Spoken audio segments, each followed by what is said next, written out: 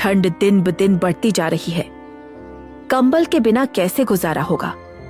इस महीने कंबल लेना ज्यादा जरूरी है। रमेश जाने लगा, लेकिन दरवाजे पर पहुंचते ही रुक गया।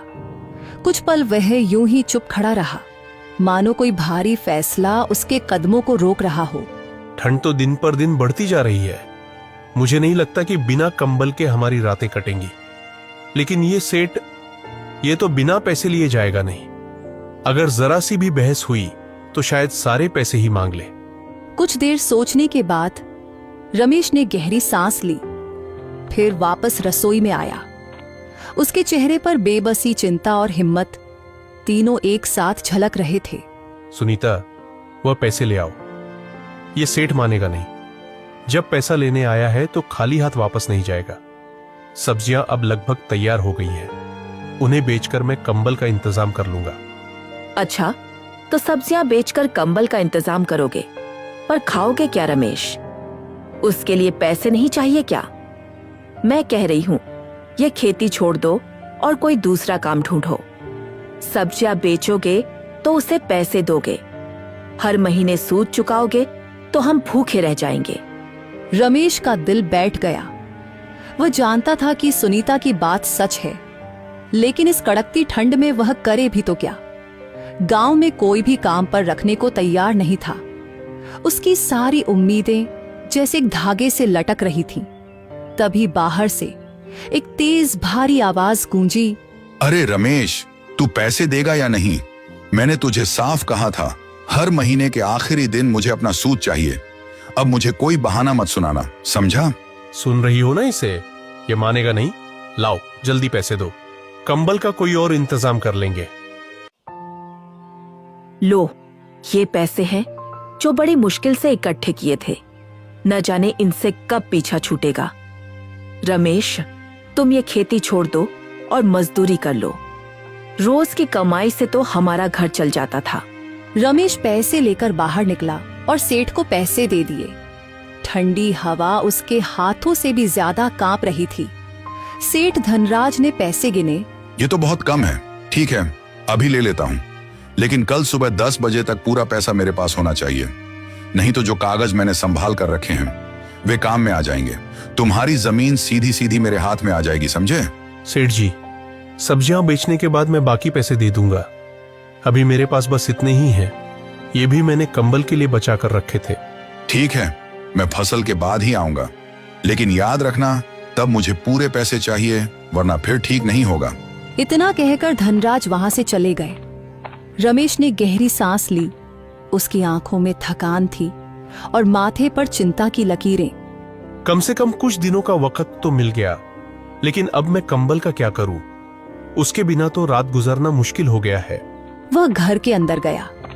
उसकी नजर उस टूटी चारपाई पर गई जहां सुनीता और बच्चे एक पतले कपड़े में लिपटकर सोने की कोशिश कर रहे थे। ठंडी हवा खिड़की के कोनों से अंदर घुस रही थी, जैसे घर की हर दीवार उसकी मजबूरी का मजाक उड़ा रही हो। जैसे जैसे समय बीतता जा रहा था, वैसे ही रामपुर गांव में ठंड बढ़ती ही जा रही थी। सूरज अब दिन में बस थोड़ी देर झांकता और शाम होते ही बर्फीली हवाएं गलियों में नाचने लगती। इसी गांव में रहता था एक बुजुर्ग आदमी, हरिया काका, जो अपनी बीमार पत्नी के साथ एक छोटे से मिट्टी के घर में रहता था। हरिया काका के पास 2 गायें थीं।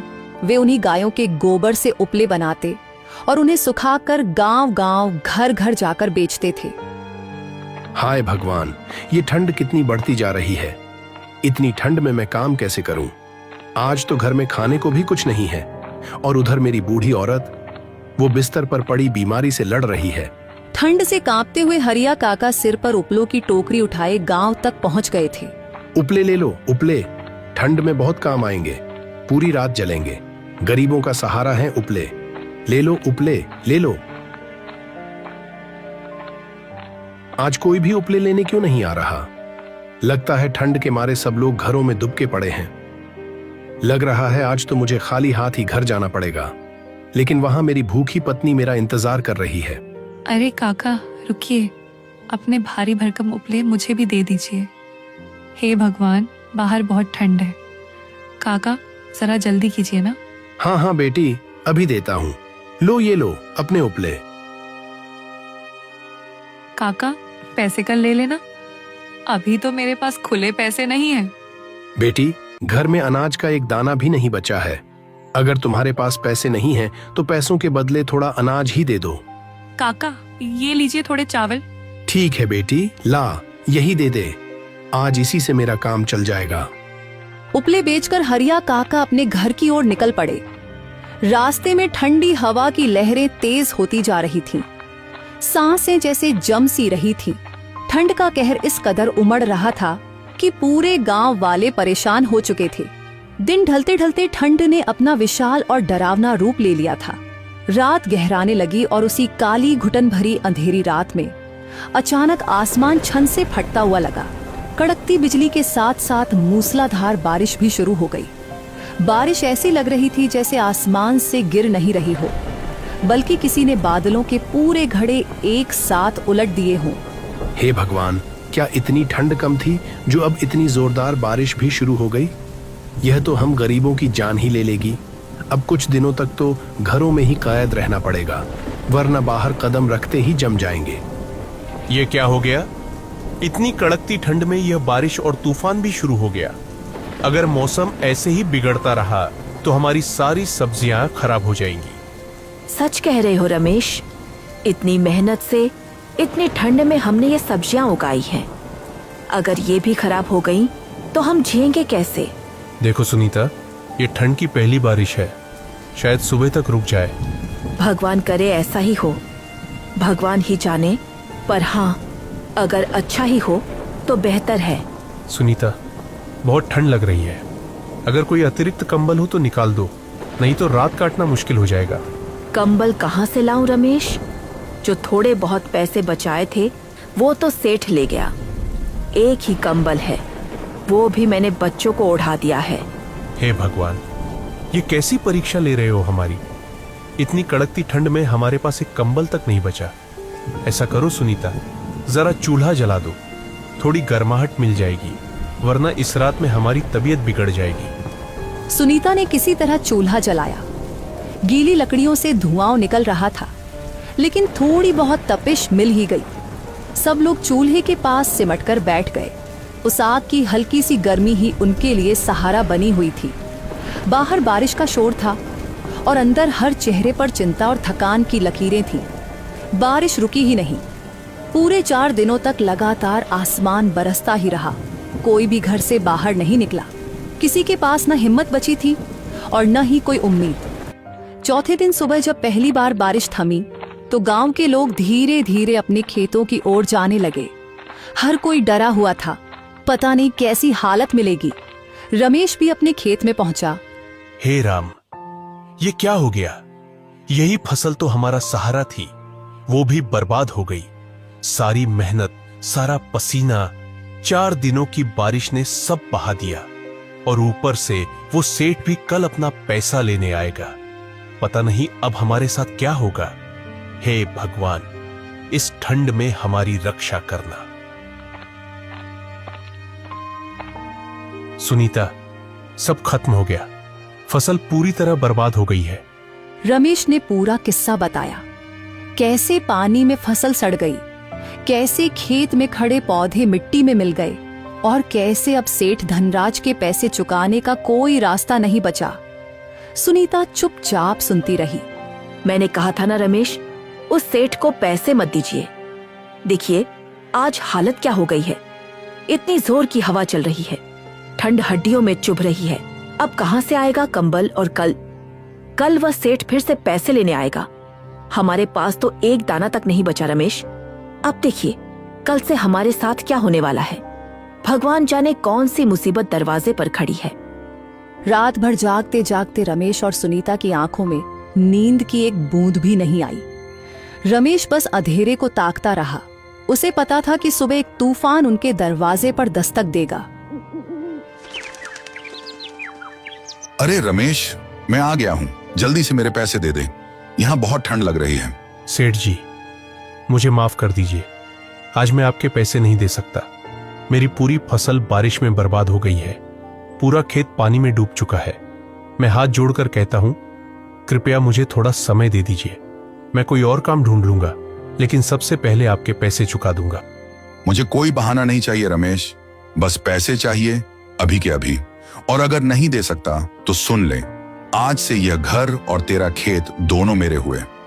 जब पैसे ले आएगा तब वापस ले लेना। थोड़ा तो रहम खाइए। यह घर मेरा आशियाना है, यहां मेरी बीवी है, मेरे छोटे छोटे बच्चे हैं। इतनी ठंड में मैं उन्हें लेकर कहां जाऊंगा? मुझे कुछ नहीं सुनना है। अभी इसी वक्त अपनी बीवी बच्चों को लेकर इस घर से निकल जा रमेश, और जब पैसे हों तब वापस आ जाना। ये सुनते ही रमेश की आंखों के सामने अंधेरा सा छा गया, लेकिन सेठ धनराज के चेहरे पर जरा भी रहम नहीं था। कुछ ही मिनटों में सुनीता, रमेश और उनके 2 छोटे बच्चे इस जमाने वाली ठंड में घर से बेघर कर दिए गए। बाहर हवा ऐसे चल रही थी जैसे कोई नुकीली चीज चुभ रही हो। आसमान काला था और सूरज कहीं दिखाई नहीं दे रहा था। रमेश, बहुत ठंड लग रही है। इस साड़ी में चाहे जितनी भी ताकत हो, इतना सर्द मौसम कैसे झेलूं? मुझे लग रहा है आज शायद हमारा आखिरी दिन है। नहीं सुनीता, ऐसा मत बोलो। कहीं ना कोई जगह जरूर मिलेगी जहां हम रात गुजार सके। बस हिम्मत मत हारो, तुम टूटोगी तो बच्चे भी डर जाएंगे। वे गांव में ही इधर उधर रहने के लिए कोई घर ढूंढ रहे थे कि अचानक बहुत तेज बारिश फिर से शुरू हो गई। रमेश, बारिश तो फिर से शुरू हो गई है। हमारे बच्चे इस सर्दी को कैसे बर्दाश्त करेंगे? मुझे तो कुछ भी समझ नहीं आ रहा। अब हम कहाँ जाएं? रमेश की नजर एक टूटे हुए बड़े से पेड़ पर पड़ी, जिसके अंदर एक सुराख बना हुआ था। सुनीता, मेरे साथ चलो, जल्दी से उस पेड़ की तरफ चलते हैं। हम उस पेड़ के अंदर छुप जाते हैं। जब बारिश खत्म हो जाएगी तब फिर यहाँ से चले जाएंगे। चलो, आओ जल्दी। वे जल्दी से पेड़ के पास पहुंच गए। रमेश ने पेड़ के ऊपरी हिस्से को आसपास की झाड़ियों से ढक दिया और खुद अपनी पत्नी और बच्चों के साथ उस पेड़ के अंदर चला गया। इसी तरह समय बीतता गया और रात हो गई। बारिश रुकने का नाम ही नहीं ले रही थी। उन लोगों को पूरी रात उसी पेड़ के अंदर बितानी पड़ी। सुबह जब बारिश रुकी तो रमेश अपनी पत्नी और बच्चों को साथ लेकर फिर से रहने के लिए कोई घर ढूंढने निकल पड़ा। कुछ दूरी तक लड़खड़ाते हुए चलते चलते गांव के किनारे अचानक उन्हें एक पुरानी सी झोपड़ी दिखाई दी। ठंड और थकान से वे लोग पूरी तरह टूट चुके थे। धीरे धीरे वे उस झोपड़ी के अंदर चले गए। लगता है यहाँ अभी कोई नहीं है। चलो, जब तक इस झोपड़ी का मालिक नहीं आता हम लोग यहीं रुक लेते हैं। जब वह आएगा तो हम उसे सारी बात बता देंगे। शायद वह हमारी मजबूरी समझ जाए। यूं ही सोचते सोचते सब उस झोपड़ी में ठहर गए। सुनीता ने कुछ लकड़ियां इकट्ठी की और आग जला दी ताकि सबको थोड़ी सी गर्माहट मिल सके। अच्छा हुआ, थोड़ा सुकून मिला। इतनी ठंड में भटक भटक कर हालत खराब हो गई थी। हाँ, लेकिन पता नहीं यह झोपड़ी किसकी है। मालिक आएंगे तो न जाने क्या कहेंगे। इतनी तेज ठंड में अगर यहाँ से भी जाना पड़ा तो हम कहाँ जाएंगे? सब लोग आग के पास बैठे ही थे कि तभी झोपड़ी का दरवाजा चरमराया और हरिया काका अंदर आ गए। ये झोपड़ी उन्हीं की थी। अरे बेटा, तुम लोग कौन हो और इस ठंड में यहाँ क्या कर रहे हो? फिर रमेश ने धीरे धीरे पूरी घटना हरिया काका को बता दी। कैसे फसल बर्बाद हो गई, कैसे सेठ ने घर और खेत छीन लिया और कैसे वे सब कड़ाके की ठंड में भटकते फिर रहे थे। हे भगवान, कितना बेदर्द आदमी है वह सेठ। बेटा, फिक्र मत करो। जिसने तुम्हारे साथ ऐसा किया है, ऊपर वाला उसके साथ भी वैसा ही करेगा। तुम सब बेफिक्र रहो। जितने दिन चाहो यहाँ रह सकते हो। मेरा तो कोई बेटा बेटी भी नहीं है। गरीब का दर्द मैं अच्छी तरह समझता हूँ। कोई बात नहीं काका, अब हम सब आपका भी ख्याल रखेंगे। कई दिन इसी तरह बीत गए। धीरे धीरे अब सूरज भी अच्छी तरह निकलने लगा था। गांव वाले अपने अपने घरों के बाहर बैठकर धूप सेकने लगे थे। रमेश और हरिया काका भी झोपड़ी के बाहर चौखट पर बैठकर मीठी धूप का मजा ले रहे थे। बेटा, अब मैं चलता हूँ। उपले बेचने का समय हो गया है। काका, अब आप कहीं नहीं जाएंगे। आज से उपले मैं बेचूंगा। आप बस आराम कीजिए। रमेश उसी दिन उपले बेचने निकल गया। किस्मत ने भी उसका साथ दिया और उसे खेतों में मजदूरी का काम मिल गया। धीरे धीरे घर की हालत संभलने लगी और उनकी जिंदगी फिर से पटरी पर आने लगी। रमेश की मेहनत और उसकी सच्ची साफ नीयत आखिरकार रंग ले आई। कई कोशिशों के बाद वह सेठ से अपना घर और खेत दोनों वापस छुड़ा लेता है और फिर जिस घर से आंसू बहाकर निकला था उसी घर में दोबारा अपने पूरे परिवार के साथ सुकून से रहने लगा।